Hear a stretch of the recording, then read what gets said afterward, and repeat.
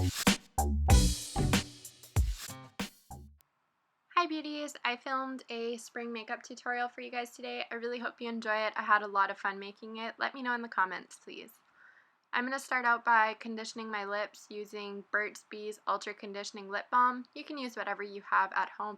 That's just fine. Using my e.l.f. Mineral Face Primer, I'm going to go ahead and prime my face to get it ready.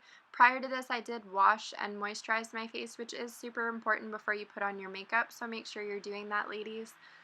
And I'm going to apply it evenly all over my face just to give me a good start for my makeup. This one does have a lot of sparkles in it, so if you're not into that, just use whatever you have at home, no big deal. Using my NYX Color Correcting and Concealer palette in this orange shade, I'm going to put it all underneath my eyes, on my lower eyelids, to brighten up my tired eyes.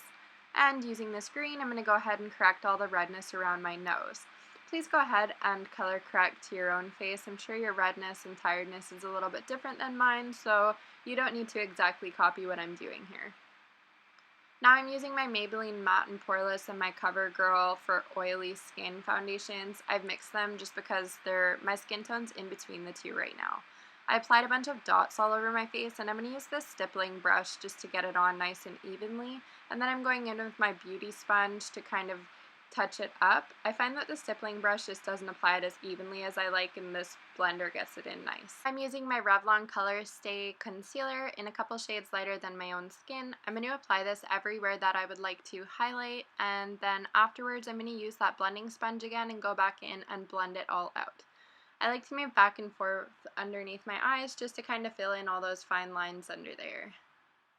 Then I'm going to use my CoverGirl powder, and I'm going to go ahead and bake my face, is what they're calling it, I guess, when you put the powder basically everywhere you want it, which I'm doing it pretty much everywhere I highlighted, and then I'm going to let it sit for a while. Then I'm going to blend it out with a nice fluffy brush. I like to blend it all into my face just so I don't have random shiny spots with some powdered spots. Using my 10 color blush palette from BH Cosmetics and this larger fan brush, I'm going to go in with this brownish color, and I'm going to bronze up my face a bit. So I'm going to go in the hollows of my cheeks, and then I'm also going to go up into my hairline just to give me a bit of a warmer look. Using my new Carli Bybel palette and a smaller fan brush, I'm going to use this highlighter here, and then I'm going to go ahead and highlight the tops of my cheeks.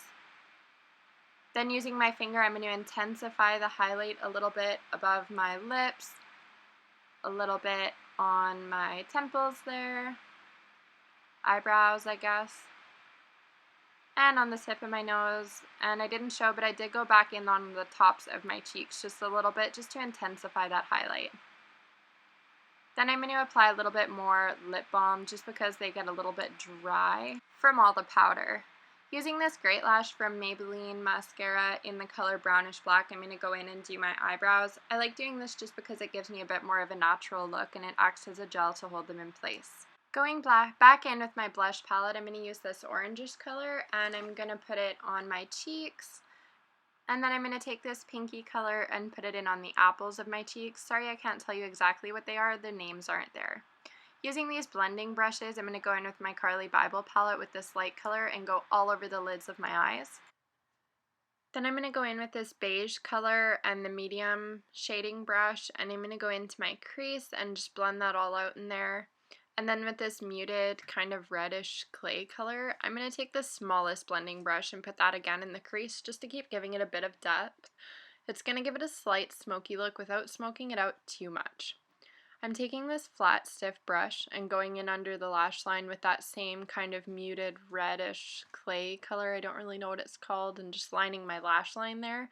And then with this pencil brush, I'm going to pick up this highlight and go into the corners of my eyes and under the brow bone.